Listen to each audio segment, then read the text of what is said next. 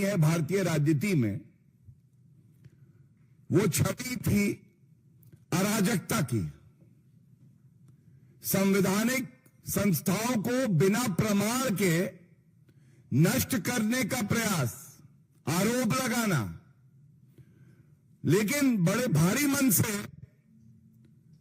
जो प्रेस वार्ता राहुल गांधी जी ने करी और एक संवैधानिक संस्था इलेक्शन कमीशन ऑफ इंडिया, निर्वाचन आयोग पे जिस तरह से बेबुनियाद आरोप बिना तथ्यों के झूठ बोल के लगाए, तो ये कहना गलत नहीं होगा राहुल उर्फ अराजक तत्व अब राहुल उर्फ विध्वंसक हो गए हैं। अब वो विध्वंस करना चाहते हैं संवैधानिक संस्थाओं का, भारत के लोकतंत्र का।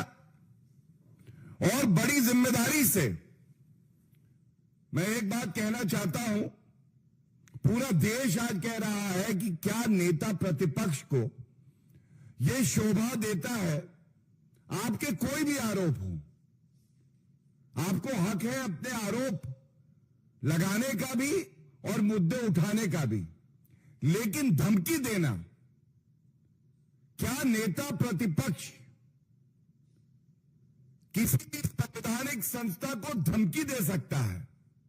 तो पहला मुद्दा जो इस प्रेस वार्ता में मैं उठाना चाहूंगा, नेता प्रतिपक्ष के लिए अशोभनीय है, निंदनीय है, पीड़ाजनक है हमारे लिए कि वो संवैधानिक संस्थाओं को अब धमकी देने लगे हैं।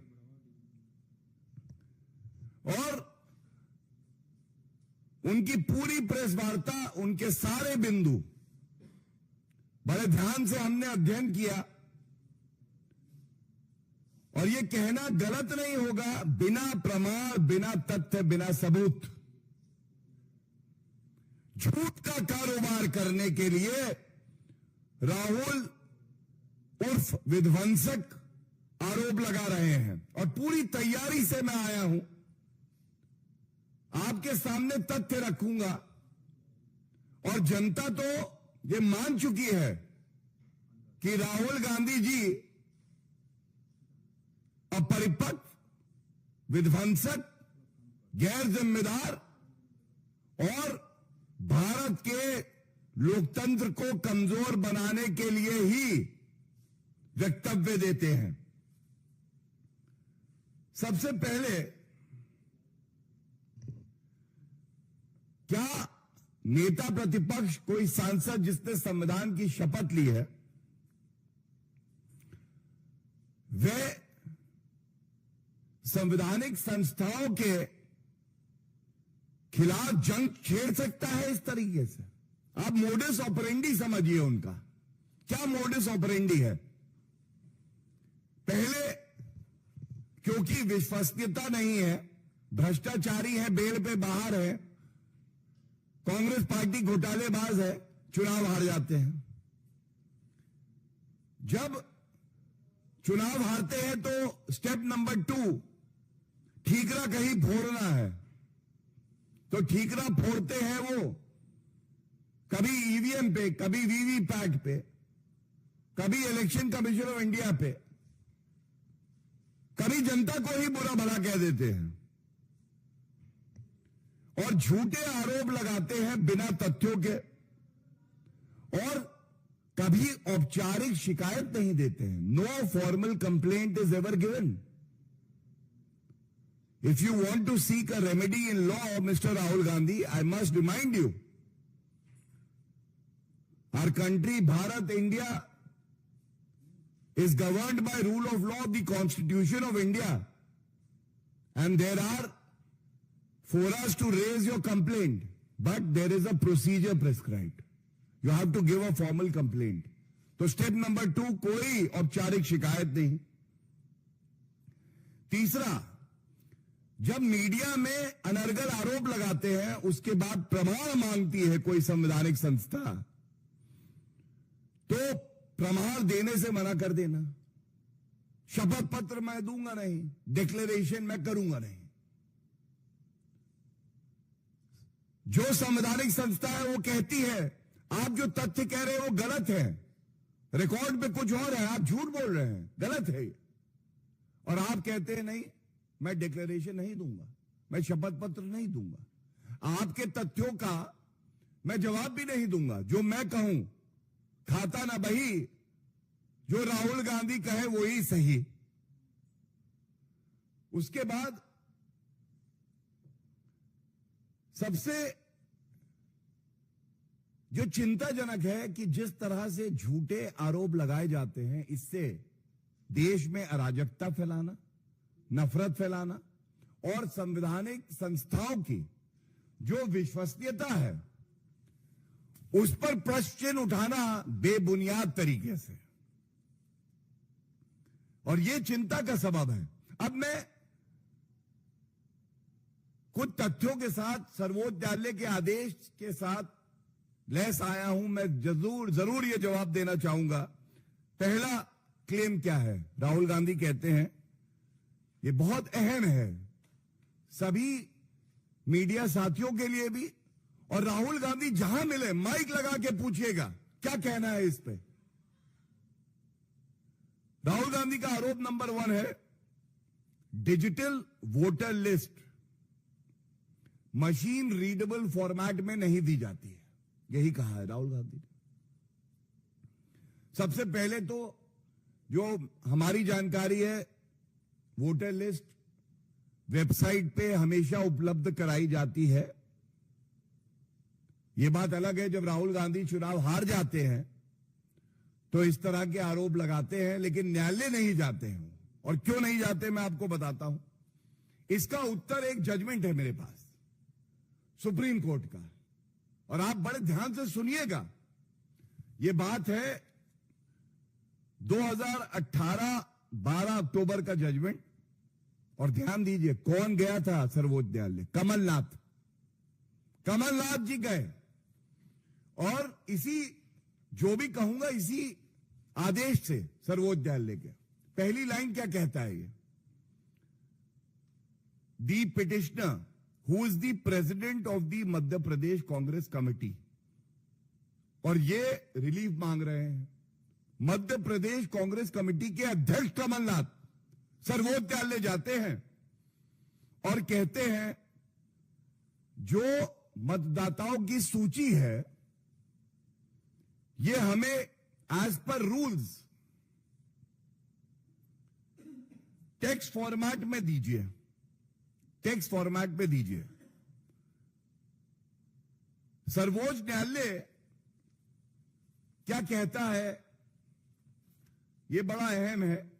सबसे पहले निर्वाचन आयोग की विश्वसनीयता। एक तरफ झूठे, मक्कार, ओछी, घटिया राजनीति करने वाले राहुल गांधी नेता प्रतिपक्ष, जिनके शब्दों में इतना वजन नहीं है कि उस पर कोई टिप्पणी करी जाए, और एक तरफ हमारे देश का सर्वोच्च न्यायालय ये कहते हैं निर्वाचन आयोग किसी पार्टी की बी टीम है। और मैं पढ़ता हूं एक पंक्ति इस आदेश से सर्वोच्च न्यायालय क्या कहता है। There is no doubt about the bona fides of election commission of India. It is a matter of record that in the last 25-30 years, Election Commission of India has built up the reputation of an impartial body which tries to hold fair elections. It is a constitutional authority and has been discharging its functions quite satisfactorily. This is what the Supreme Court says. The important takeaways are no doubt about the bona fides of the Election Commission of India. उनकी मंशा पर शक नहीं किया जा सकता। 25-30 साल से निर्वाचन आयोग निष्पक्ष संस्था के तौर पे कार्य कर रहा है, और वो संवैधानिक संस्था है और अपने कर्तव्य का निर्वहन संवैधानिक तरीके से कर रहा है। ये राहुल गांधी को पढ़ना चाहिए, जो संविधान लेके घूमते हैं, दिखाते हैं, लेकिन अंदर क्या है उस संविधान के कभी पढ़ा नहीं राहुल गांधी जी ने।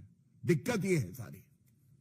इसके बाद जिस मुद्दे पे पहला आरोप लगा है मैं वो पढ़ देता हूं। सर्वोच्च न्यायालय ने क्या तय किया? सर्वोच्च न्यायालय ने तय किया, it is for Election commission of India to decide about the format in which the draft electoral roll is to be published. और ये क्यों, मैं इसका सारांश बता देता हूं। जब इलेक्टोरल रोल, जो हम जानते हैं कि कई लाख पन्नों पे चला जाता है, तो उसकी पीडीएफ कॉपी इमेज में ये दे दी जाती है। इनका कहना था कि वो सर्चेबल हो टेक्स्ट फॉर्मेट में।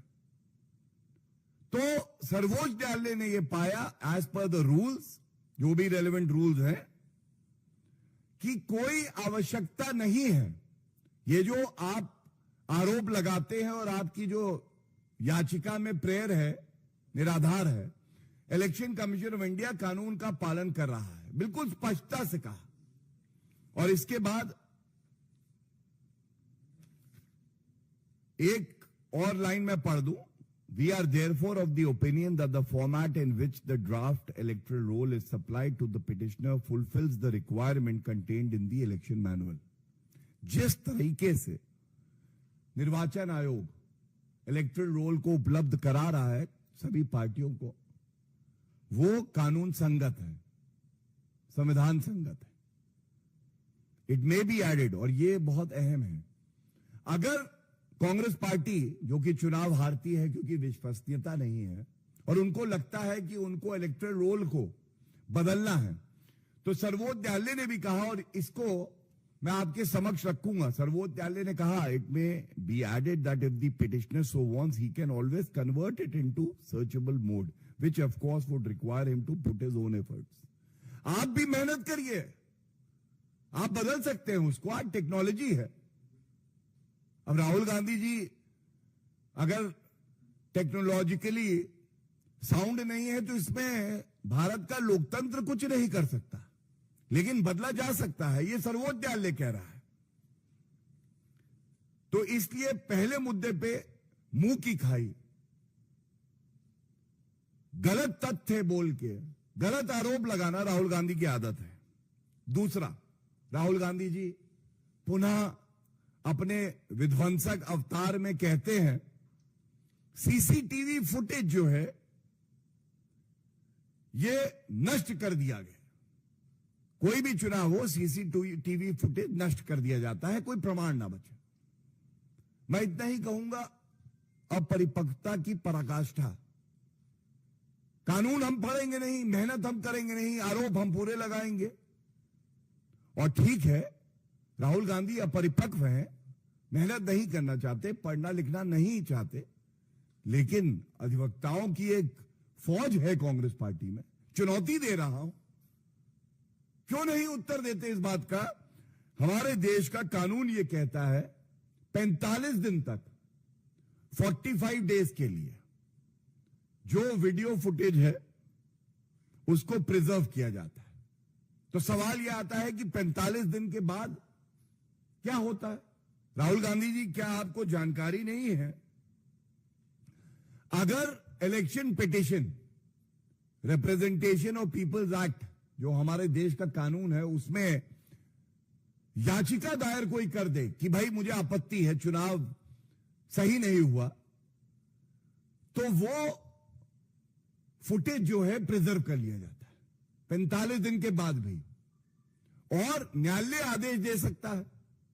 तो ऐसा नहीं है कि 45 दिन के बाद सारा फुटेज नष्ट कर दिया गया। अगर आप सजग हैं और आपको लगता है कि चुनाव कहीं ठीक से नहीं कराया गया, तो आप पहली चीज तो इलेक्शन पिटीशन फाइल करेंगे, और आप जब फाइल करेंगे तो वो video footage, CCTV footage preserve कर लिया जाएगा। न्यायालय आदेश दे सकता है। तो क्या राहुल गांधी जी को यह बात नहीं पता है? क्या राहुल गांधी जी को यह भी नहीं पता है कि जब चुनाव हो रहे होते हैं तो जो प्रत्याशी होते हैं उनके पास एक्सेस होता है, सीसीटीवी फुटेज देख सकते हैं वो? क्या नहीं पता राहुल गांधी को? और सबसे महत्वपूर्ण बात यह है, निर्वाचन आयोग इस कानून के तहत क्यों चल रहा है और हमारे जो कानून है देश के वो ऐसे क्यों हैं। जो राइट टू प्राइवेसी है, ये बहुत बड़ा राइट है, ये फुटेज जो है मिसयूज ना हो, किसी भी नागरिक को इससे तकलीफ ना हो, यह सुनिश्चित करने के लिए भी है। तीसरा, राहुल गांधी जी ने कहा फर्जी वोटिंग और मैनिपुलेशन वोटर लिस्ट में किया जा रहा है, और ये चाहे बिहार में एसआईआर हो, चाहे महाराष्ट्र हो, चाहे कर्नाटका की बात करें, हर जगह इस तरह के आरोप लगाते हैं। तो मैं ये बता दूं, हमारे देश के कानून में सेक्शन 24 है, रिप्रेजेंटेशन ऑफ पीपल एक्ट 1950। अगर आप